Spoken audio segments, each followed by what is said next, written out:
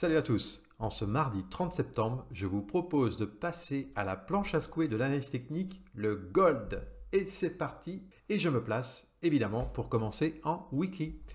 Ici, que nous enseigne, que me montre le weekly? Eh bien, les forces en présence, les grands enjeux. Bon, les grands enjeux, les forces en présence, c'est vers le haut, ok?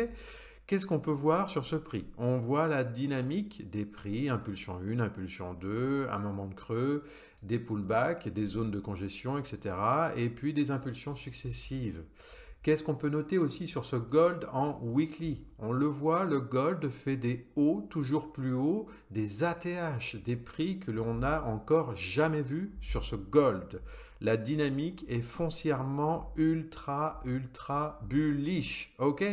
Alors, qu'est-ce qu'il y a comme outil lorsqu'on est sur des plus hauts historiques? L'un des outils que j'utilise beaucoup sur des plus hauts historiques comme ceci, ce sont les chiffres ronds. Alors, qu'est-ce qu'on a comme chiffres ronds sur ce gold? Les 3000 ici, les 3005, oui, intéressant.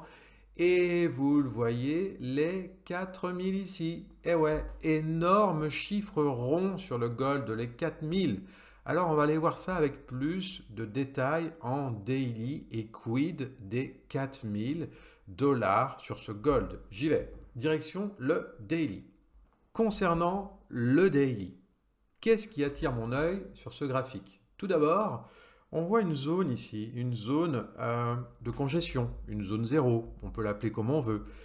Très nettement, le gold a navigué et a tracé des figures chartisme, peu importe. Moi, ce qui m'intéresse ici, c'est comment le prix est parti de cette, on va dire, cette zone de congestion. Et de là, ça va me permettre de faire quoi? De tracer la première impulsion.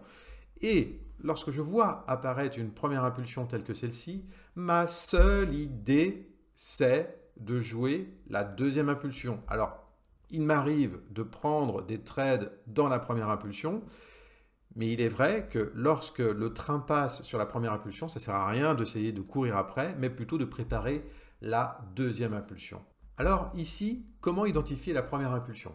Tout d'abord, le plus haut ici. Un grand classique, le prix s'extrait de ce plus haut, fait un pullback dessus et il envoie la sauce. Là n'est pas pour moi le pullback de la première impulsion. Où est-ce que se passe le pullback de la première impulsion? Vous le voyez ici, ça monte, ça monte. Et bien pour moi, dans ce cadre-là, le pullback attendu était à ce niveau-là. Eh bien, dans cette hypothèse, encore une fois, c'est une hypothèse. On est au conditionnel. Je me fais un narratif afin d'avoir un plan.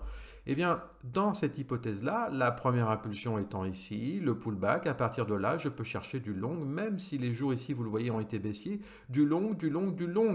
Et je vais faire quoi? Une symétrie des impulsions toute bête. Et en faisant cet exercice, là, je le fais à la volée, à la main levée.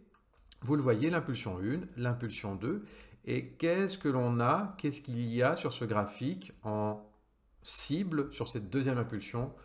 Il y a cet énorme chiffre rond des 4000. Ok? Donc en fait, là, ça se met en place. Première impulsion, le pullback, la deuxième impulsion, et les 4000 en ligne de mire. Je ne sais pas si ça va se réaliser. Je n'en sais strictement rien. Mais en tous les cas, le plan, la direction, le sens prioritaire des choses à venir, pour moi, c'est acté, c'est dans ce sens-là. Et d'ailleurs, sur le gold, ça fait déjà bien longtemps que je suis haussier, mais le prendre à n'importe où, à n'importe quel moment, ce n'est pas du tout l'idée. L'idée, c'est de comprendre la mécanique des prix et puis, encore une fois, de faire son narratif, son plan pour la journée, pour la semaine.